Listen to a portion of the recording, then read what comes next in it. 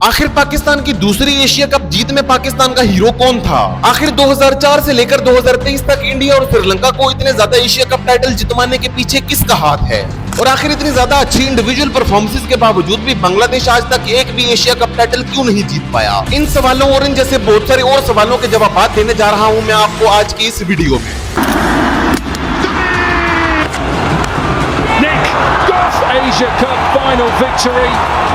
अस्सलाम वालेकुम। पिछली वीडियो में मैंने आपको 1984 से लेकर साल 2000 तक एशिया कप के कुछ क्रेजी स्टैट्स बताए थे और आज की वीडियो में मैं आपको साल 2004 से लेकर साल 2023 के एशिया कप के कुछ क्रेजी स्टैट्स बताने वाला हूं। तो अपने उसी सिलसिले को आगे बढ़ाते हुए आज बात करते हैं एशिया कप 2004 की। तो एशिया कप 2004 का फाइनल भी श्रीलंका और इंडिया के दरमियान ही खेला गया था, जिसके फाइनल में श्रीलंका ने इंडिया को शिकस्त देकर तीसरी दफा एशिया कप की ट्रॉफी उठाई थी। श्रीलंका की इस जीत में सबसे बड़ा हाथ था सनत जयसूर्या का।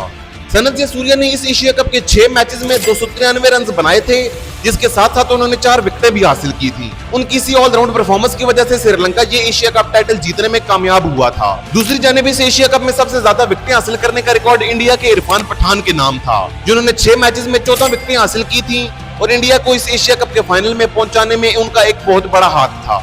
But the Asia Cup is Sri Lanka's. अब चलते हैं साल 2004 से साल 2008 में। साल 2008 का एशिया कप पाकिस्तान में खेला गया था, लेकिन एक दफा फिर श्रीलंका और इंडिया ने पाकिस्तान और बांग्लादेश की उम्मीदों पर पानी फेरते हुए एक दफा फिर फाइनल के लिए क्वालिफाई कर लिया और श्रीलंका ने लगातार दूसरी बार इंडिया को एशिया कप के फाइनल में शिकस्त देकर अपनी चौथी एशिया कप ट्रॉफी उठा ली। श्रीलंका की इस एशिया कप जीत में एक दफा फिर बड़ा हाथ सनत जयसूर्या का था। सनत जयसूर्या ने इस एशिया कप के 5 मैचेस में 378 रन बनाए थे, 75 के बैटिंग एवरेज और 123 के मार्वेलस स्ट्राइक रेट के साथ। सनत जयसूर्या के बाद अगर श्रीलंका को ये एशिया कप जितवाने में सबसे बड़ा हाथ था तो वो हाथ था श्रीलंका के अजंता मेंडिस का। अजंता मेंडिस ने इस एशिया कप के 6 मैचेस में 17 विकेटें हासिल की थी। पूरे टूर्नामेंट में बेहतरीन परफॉर्मेंस और खास तौर पर फाइनल में इंडिया के खिलाफ शानदार परफॉर्मेंस की वजह से उन्हें इस टूर्नामेंट का प्लेयर ऑफ द टूर्नामेंट भी बनाया गया था। अब चलते हैं साल 2008 से साल 2010 में। साल 2010 का एशिया कप फाइनल एक दफा फिर इंडिया और श्रीलंका के दरमियान ही खेला गया और पाकिस्तान और बांग्लादेश एक दफा फिर इन दोनों का ही मुंह देखते रहे। इस एशिया कप में शाहिद अफरीदी ने शानदार परफॉर्मेंस दी थी, जहां पर उन्होंने 5 मैचेस में 88 की बैटिंग एवरेज और 164 के शानदार स्ट्राइक रेट की मदद से 265 रन बनाए थे। हालांकि पाकिस्तान तो ये एशिया कप टाइटल नहीं जीत पाया था, लेकिन उनकी इस शानदार परफॉर्मेंस की वजह से उन्हें प्लेयर ऑफ द टूर्नामेंट बनाया गया था। इस टूर्नामेंट में सबसे ज्यादा विकेटें हासिल करने का रिकॉर्ड श्रीलंका के लासिथ मलिंगा के नाम था, जिन्होंने 3 मैचेस में 9 विकेटें हासिल की थी और श्रीलंका को फाइनल में पहुंचाया था। अब चलते हैं साल 2010 से साल 2012 में। साल 2012 का एशिया कप बांग्लादेश में खेला जाना था और इस दफा हर किसी को उम्मीद थी कि पाकिस्तान और बांग्लादेश इंडिया और श्रीलंका को हैरान जरूर करेंगे और पाकिस्तान और बांग्लादेश ने यही किया। बांग्लादेश ने एक मस्ट विन मैच में इंडिया को शिकस्त देकर फाइनल के लिए क्वालिफाई कर लिया, लेकिन बदकिस्मती से वो अपना पहला एशिया कप टाइटल नहीं जीत पाए और फाइनल में उन्हें पाकिस्तान के हाथों शिकस्त हो गई। इस टूर्नामेंट के टॉप स्कोरर थे बांग्लादेश के शाकिब अल हसन, जिन्होंने 5 मैचेस में 237 रन बनाए थे। इस टूर्नामेंट के 5 मैचेस में 237 रन बनाने के साथ साथ शाकिब ने 5 मैचेस में 6 विकेटें भी हासिल की थी। इस टूर्नामेंट के टॉप विकेट टेकर थे पाकिस्तान के उमर गुल, जिन्होंने 5 मैचेस में 9 विकेटें हासिल की थी और पाकिस्तान की इस दूसरी एशिया कप जीत में अहम किरदार अदा किया था।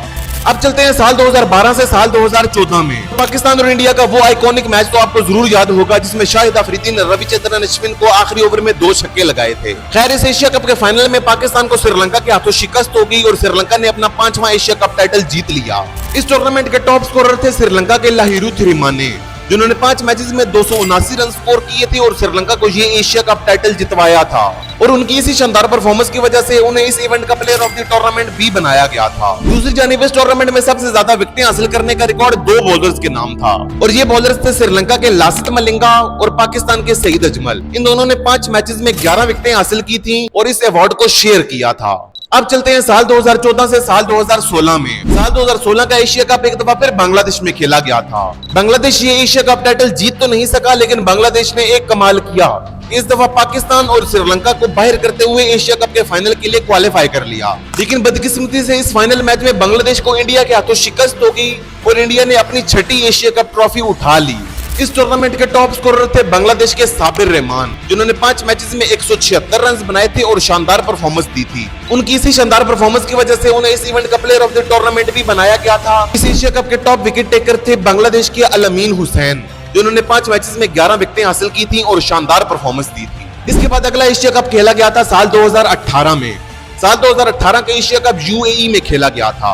इस दफा फिर बांग्लादेश ने पाकिस्तान और श्रीलंका और अफगानिस्तान को शिकस्त देते हुए एक दफा फिर एशिया कप के फाइनल के लिए क्वालिफाई कर लिया था। लेकिन एक दफा फिर बांग्लादेश की हाय बुरी किस्मत कि उन्हें फाइनल में इंडिया के हाथों शिकस्त हो गई।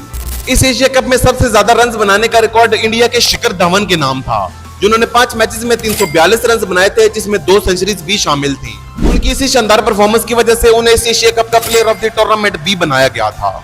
इस एशिया कप में सबसे ज्यादा विकेटें हासिल करने का रिकॉर्ड अफगानिस्तान के राशिद खान के नाम था।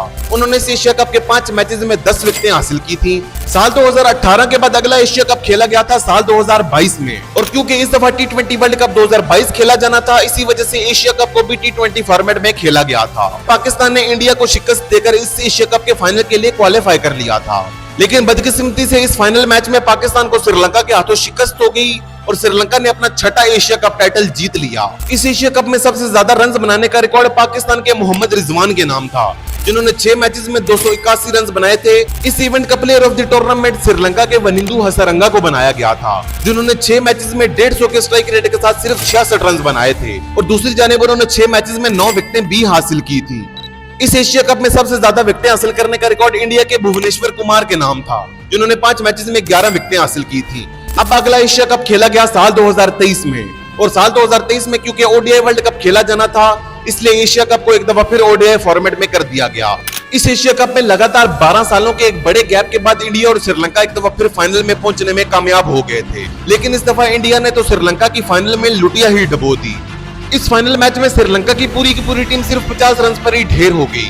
मोहम्मद सिराज ने पूरी श्रीलंकन बैटिंग लाइनअप को उखाड़ डाला था और सारे क्रिकेट फैंस की आंखें खुली की खुली रह गई थी। इस एशिया कप में सबसे ज्यादा रन बनाने का रिकॉर्ड इंडिया के शुभमन गिल के नाम था, जिन्होंने 5 मैचेस में 305 रन बनाए थे। इस एशिया कप में सबसे ज्यादा विकेटें हासिल करने का रिकॉर्ड श्रीलंका के मथीशा पथिराना के नाम था, जिन्होंने 6 मैचेस में 11 विकेटें हासिल की थी और श्रीलंका को फाइनल में पहुंचाया था। इस इवेंट का player of the tournament India के कुलदीप यादव को बनाया गया था, जिन्होंने 6 मैचेस में 9 विकेटें हासिल की थी। तो ये थे एशिया कप 2004 से लेकर एशिया कप 2023 तक के कुछ क्रेजी स्टैट्स। अगर आप साल 1984 से लेकर साल 2000 तक के एशिया कप के कुछ ऐसे ही क्रेजी स्टैट्स जानना चाहते हैं, तो वो वीडियो आप हमारे चैनल पेज पर जाकर देख सकते हैं। लेकिन आप हमें कमेंट्स में जरूर बताइएगा कि एशिया कप 2025 का टाइटल कौन जीतेगा। So that's it for the day. Until next time, stay safe, stay healthy and keep watching. Allah Hafiz.